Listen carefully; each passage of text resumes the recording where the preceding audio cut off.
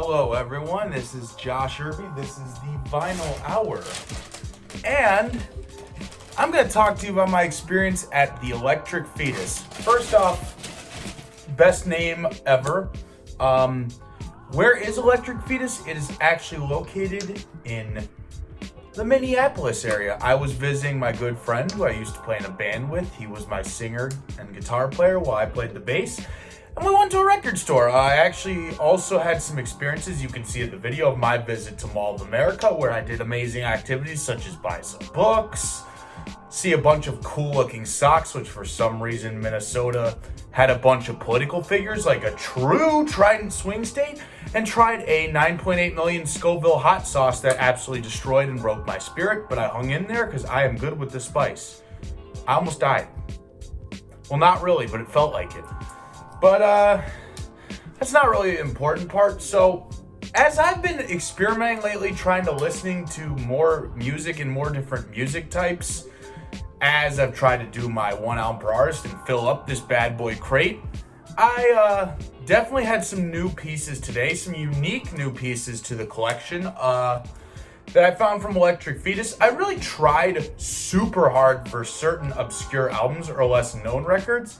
Admittedly, I unfortunately struggle with that, but I still have kept up the streak of not relying on the heavy metal or the mosh pit music too much, because I think it's good to have a good diversity and a good mix within there. So I'm going to show you a little bit of the 3 records I got while I was at Minneapolis. First off is the classic progressive rock album by King Crimson, In the Court of the Crimson King.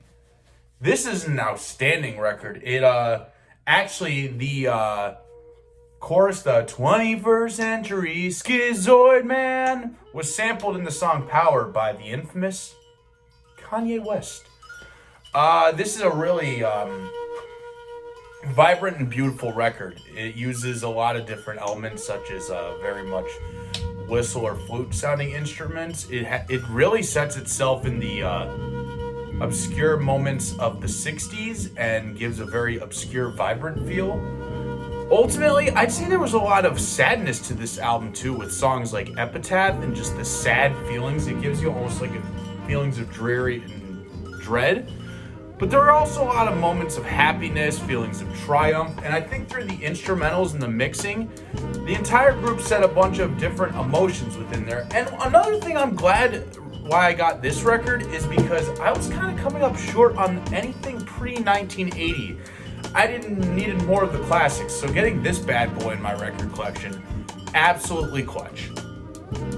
Alright, next up, we are going with Insomniac by Green Day. So I haven't really made a major effort to listen to Green Day in a while. They used to be one of my first favorite bands. American Idiot's always going to be a classic. It was the first album I ever listened to. And the reason I got this instead of an album like American Idiot is because so many of my friends who have known about my videos and I've talked with music and gone to concerts so much, they're all like, get Insomniac, it's the best Green Day album. Get Insomniac, get Insomniac. It is one of them, and I actually think some of the less known songs are just as good as some of the classics. I mean, they have great hits like Jaded and Walking Contradiction, but if you listen to songs like 86, No Pride, and a lot of the first side of this record, absolutely incredible stuff here. It was nice to hear their live and praying portion on the third side, and having the shiny 25th anniversary edition celebrating the 3-piece that is Green Day's Insomniac. It gives a very vibrant feel to the album cover, and ultimately what I like about this album cover too is I used to read a lot of books as a kid that had a lot of assorted art pieces, and this really gives kind of the aesthetic of that. It's very makeshift. So I'm glad to have picked this one up. Probably the most notable one of them I got, even though it's not the original pressing, is Notorious B.I.G.'s Ready to Die, one of the greatest rap albums to ever be put into a record.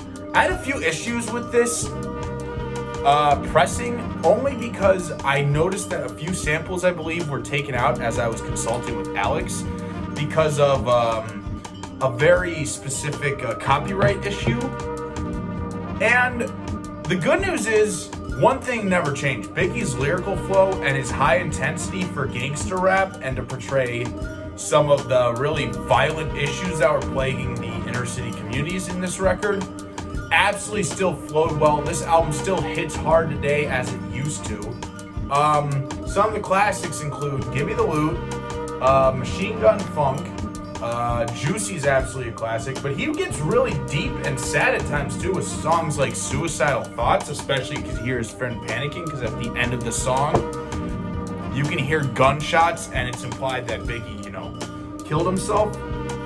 And speaking of death and Ready to Die and Biggie Smalls, ultimately, I never cared for the Tupac Biggie conspiracy theories or even the East-West Coast wars.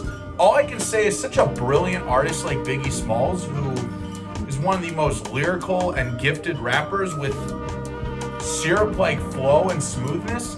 I think it's a complete tragedy that he had to die at his age, and he never got to live on and find out what he could do at a later time. One of the biggest what-if artists in the history of music is Mr. Biggie Smalls. Because ultimately, there is discussion of him being the GOAT among many other rappers such as Tupac and Eminem, but we really never got to see what kind of progression him, or Tupac for that matter, would get to have, because obviously they were killed off too early. They were in their mid-20s when they passed. So, as you can see here, I got some good pieces. The one thing I do have a few regrets about that I'm working about is I don't have that obscure, deep cut type of record I'm really looking for. I mean, I have a couple. My Slave record with The Hardness of the World is a good piece, but I was not the one who found that. Alex got that for me for Christmas. I definitely am trying to dig and dig and dig and keep expanding my tastes. I'm currently on a no metal kick, and it's not because I don't love heavy metal. I mean, heavy metal is the first music genre I ever really loved. It's just, I'm trying to make sure I'm not sticking to one lane and getting too one-dimensional. So I'm hoping to find some more maybe jazz fusion, a little more funk, some more hip-hop. And definitely everyone can send me some records. Send me some albums you really like in the comments so I can spend my time listening to them. And by time listening to them, actually, because my job from work from home doesn't really require a lot of calls, and I'm mostly just sitting and doing database work, I have time to spin records and listen to music practically all day. So whatever you have, please send.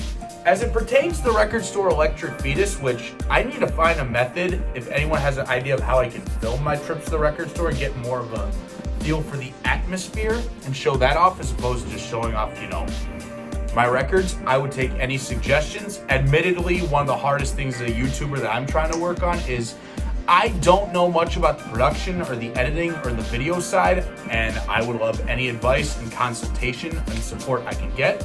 I'm more of a person who just loves to put my face on the screen and talk about things and hash things out and throw some ideas and perspectives at people. So any new input can be given. One thing I can say about Electric Fetus is the arrangement of the store is incredible. It's super neat. They have a bunch of shelves and arrangements of every genre possible. I did happen to take a couple pictures that you can see and a couple slides that I can show off for my journeys and my adventures. And ultimately, I wish I could do more of a vlogging style. If there's any input for that, I would absolutely love to take that in the comments. For now, please like, comment, subscribe. This is Josh Irby. This is the Vinyl Hour. I will catch y'all later. I'm probably going to take a little break to try and focus on other areas of videos or other projects I might be considering. But I will get some more vinyls and we will be back. Cheers, everyone. Here's to getting through this winter, or if you're in a warm state, here's to getting through this everlasting warm state. Cheers.